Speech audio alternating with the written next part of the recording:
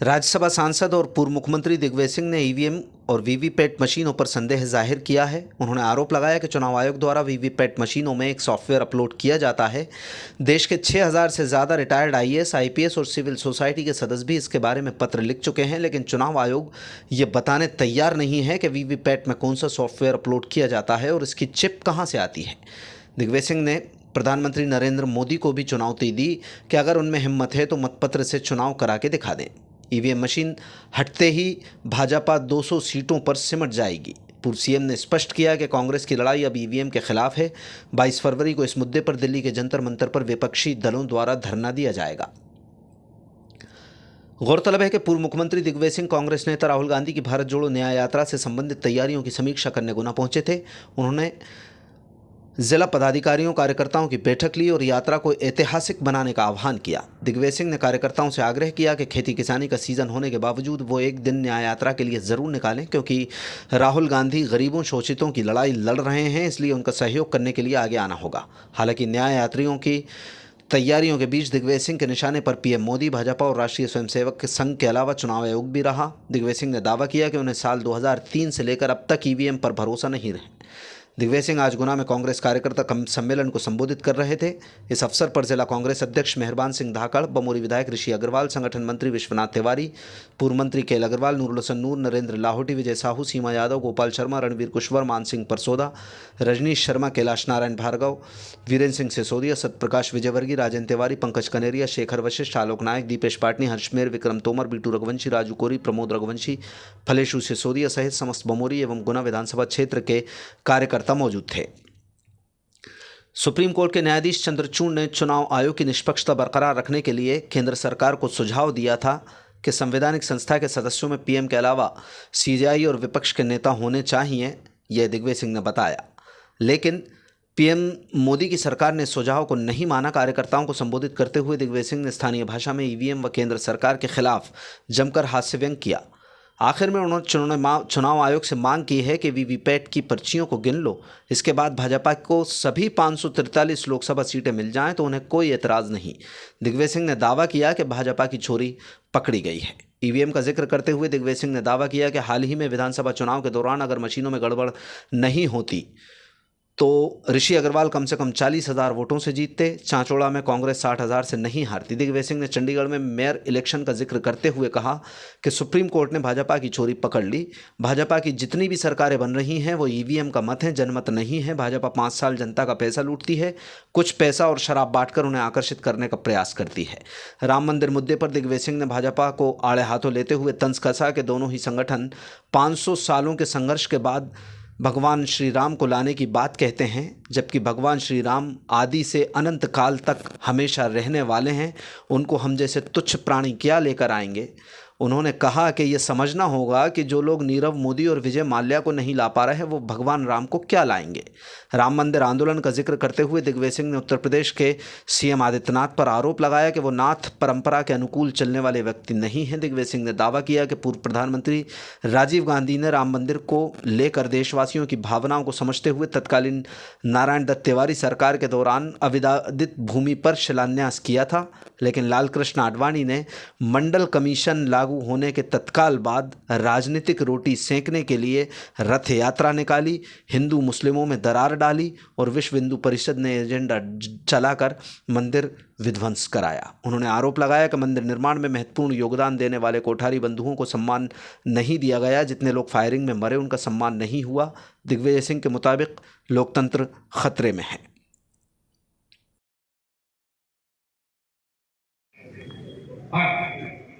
और अच्छा नागरिक होना, भलमनसाहर, यही हर धर्म का मूल संदेश है।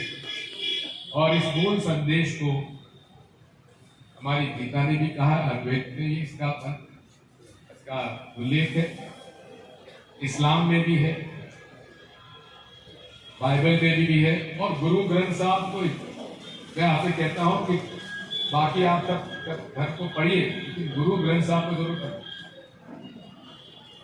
गुरु ग्रंथ साहब, गुरु जी ने, गुरु नानक जी ने हर धर्म के जो अच्छे कवि थे, अच्छे प्रचारक थे, उनके सबके दोहे उसमें डाले गुरु ग्रंथ साहब।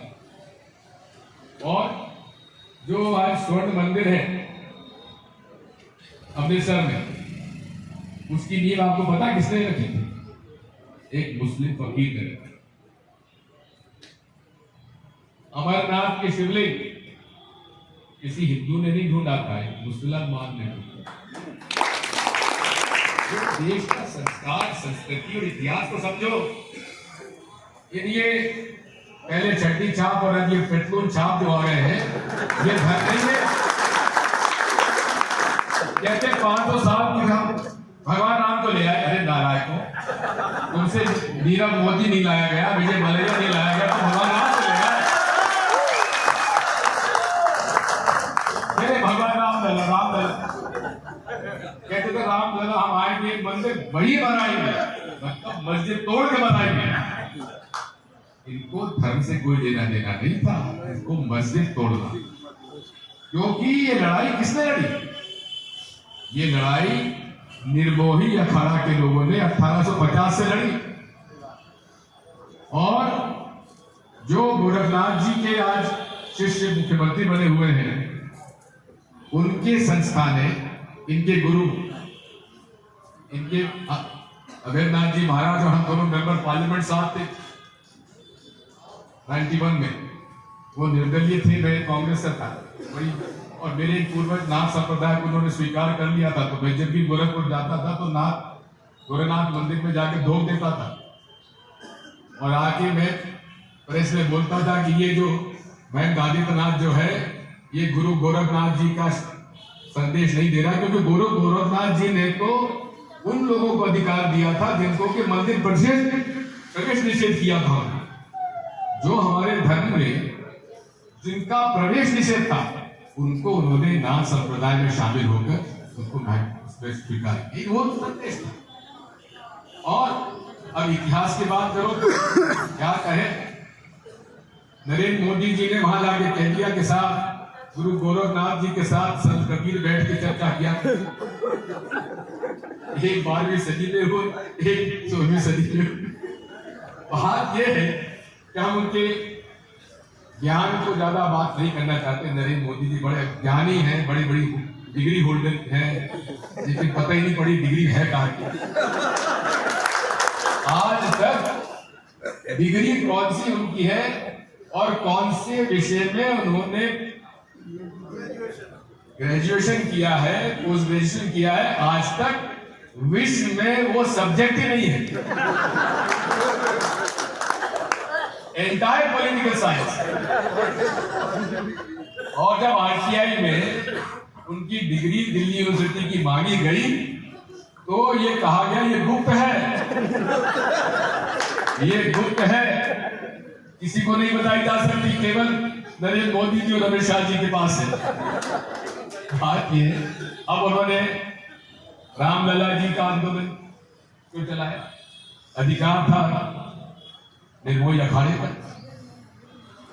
1925 में आरएसएस का गठन हुआ, राम मंदिर का विषय नहीं था।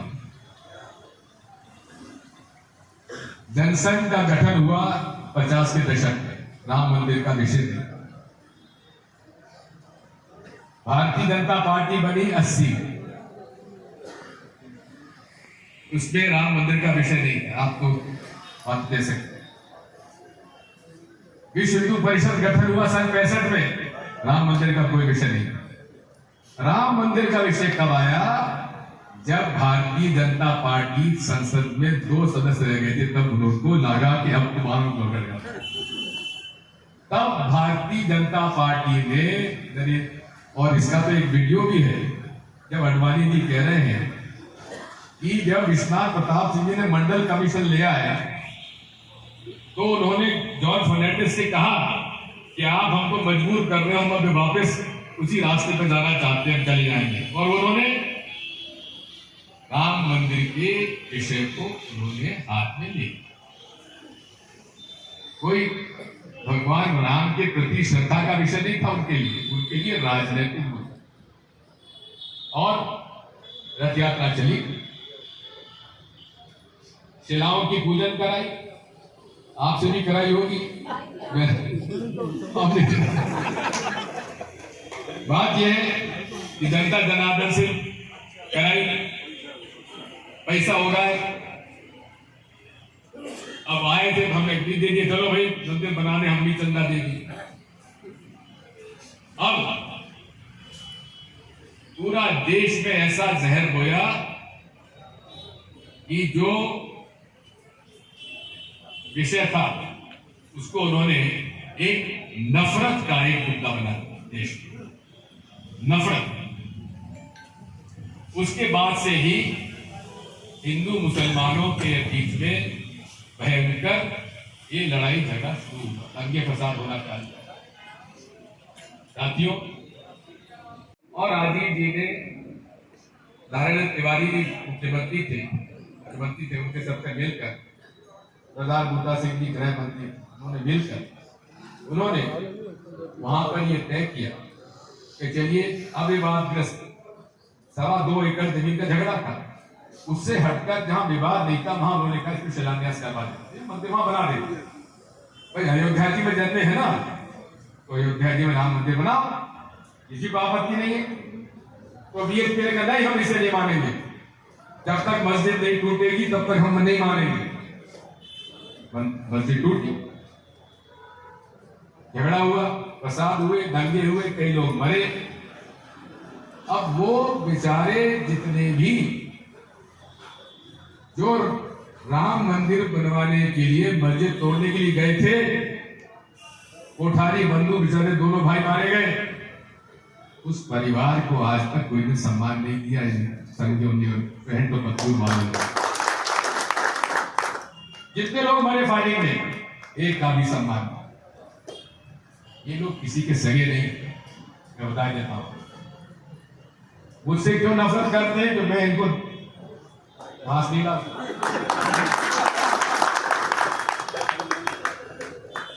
और ना मैं इनसे डरता। मैं पकड़ आदमी, ना हिंदी से डरो, ना हिंदी से डरो, ना सीबीआई से जेल भेजो, चले जाएंगे। क्यों डरते हो?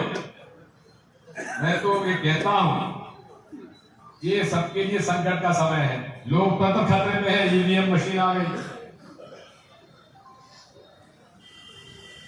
हमारा भारतीय संविधान खतरे में है, अमीर गरीब की लड़ाई के कारण अर्थव्यवस्था खतरे में है, नफरत हिंदू मुसलमानों में बढ़ती चली जा रही, इसमें सामाजिक हमारा स्वरूप है उसके खतरे में है। और मैं आपसे कहना चाहता हूं, ये समय संकट का है। जो लोग डरते हैं, अरे महाराज चले गए, उनको क्या डर था? बड़े बड़े कांग्रेस के लीडर चले गए। इसलिए मुझे कबीर का वो दोहा याद आता, कबीरा खड़ा बाजार में ले टूटी हाथ, जो घर फूके आप लोग चले हमारे। यहां जितने बैठे हो, तुम सहमत हो तो हाथ उठा दो।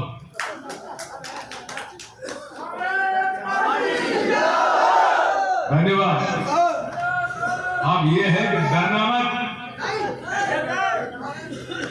तुम पर झूठे मुकदमे बनेंगे। अरे 151 का मतलब ये है कि छोटे, उसमें तहसीलदार, एसडीओ ये छुट्टी लेके चले जाते हैं कि इनको जेल भेजो। ये घोर अपराध है, गैर कानूनी है। अरे मैं 10 साल तक मुख्यमंत्री रहा, एक भारतीय जनता पार्टी का एक आरएसएस का लीडर कह दे उनके साथ मैंने अन्याय किया हो, बताओ।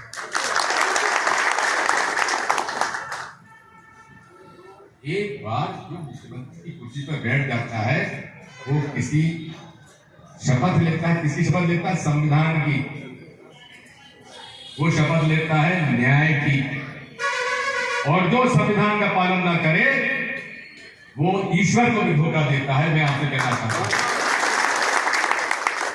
यहां का मंत्री थे जिनको जिसने हराया, उनको कौन नहीं जानता? मैं उनको दादा को भी जानता था, उनके पिता को भी जानता था, इनको भी जानता हूं। क्या नहीं किया उन्होंने? पंचायत बेच खाई पूरी। रेट लगी थी 15%, 20%, 25% की। साथियों, मामा क्या था इनके पास? आज पता लगा लो दुबई में कितनी संपत्ति इनके पास है।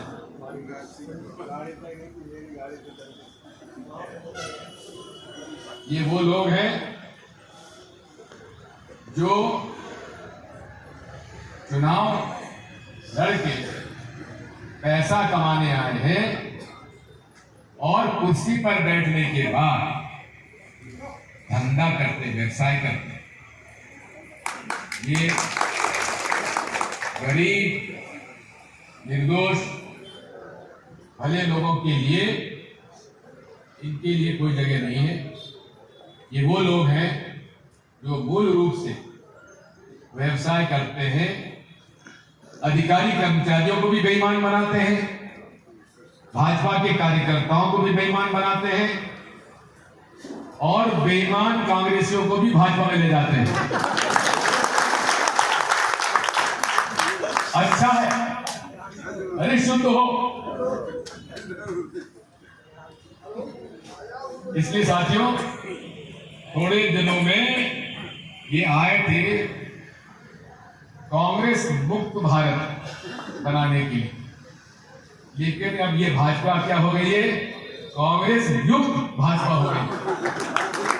वे बेचारे मातूलाल जी मंत्री, आरएसएस के सबसे पुराने, और भी हमारे आर्य समाजी जो आरएसएस के रहे, कहां हैं?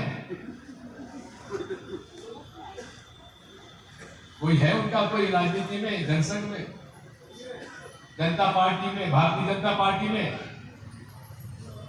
वो चरित्रवान लोग थे,